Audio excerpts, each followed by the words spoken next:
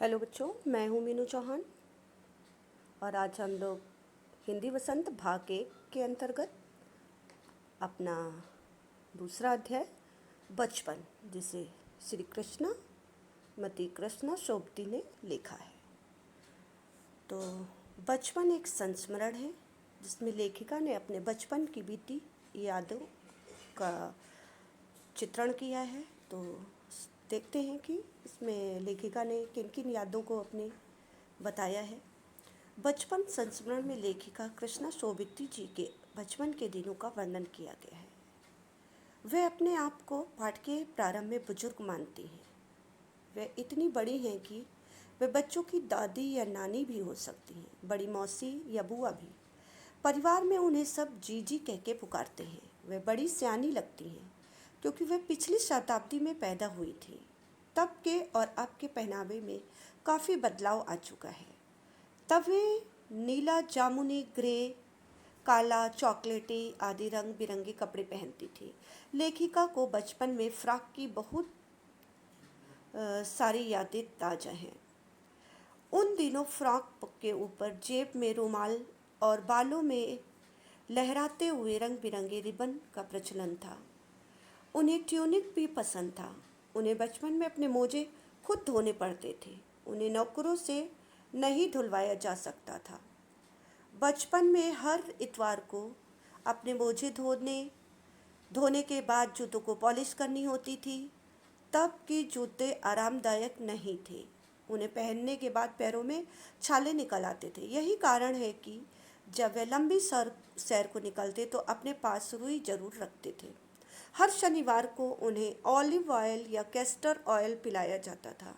उन्हें इसकी गंध से ही परेशानी होती थी।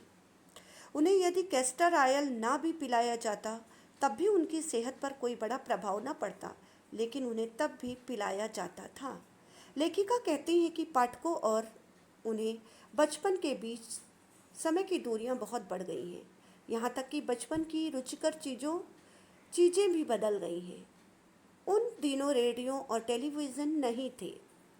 तब भी कुछ घरों में ग्रामोफोन थे। लेखिका के बचपन की कुल्फ़ी आज आइसक्रीम हो गई है। कचौड़ी समोसे पेटीज में बदल गए हैं। शहतूत और फालसे और खसखस के शरबत कोक पेप्सी में भाई बहनों की शिमला मॉल में ब्राउन ब्रेड लाने की ड्यूटी लगती थी। हर सप्ताह एक बार चॉकलेट खरीदने की छूट थी। लेखिका के पास सबसे ज़्यादा चॉकलेट टॉफ़ी का स्टॉक था और वह घर आने पर रात को खाने के बाद मज़े से चॉकलेट खाती।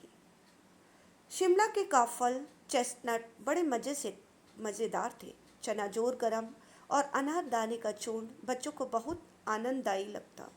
शिमला में हर बच्चे ने घोड़े की सवारी अवश्य की होगी।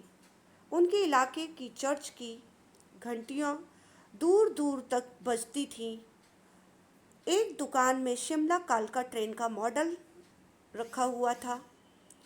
पिछली सदी में सबसे तेज़ रफ्तार वाली गाड़ी वही थी। कभी कभी हवा उड़ते हुए हवाई जहाज़ दिख जाते थे। मॉडल वाली दुकान के सामने से एक अंग्रेज चश्मे वाली दुकान थी। लेखिका को पहली बार चश्मा लगाना पड़ा।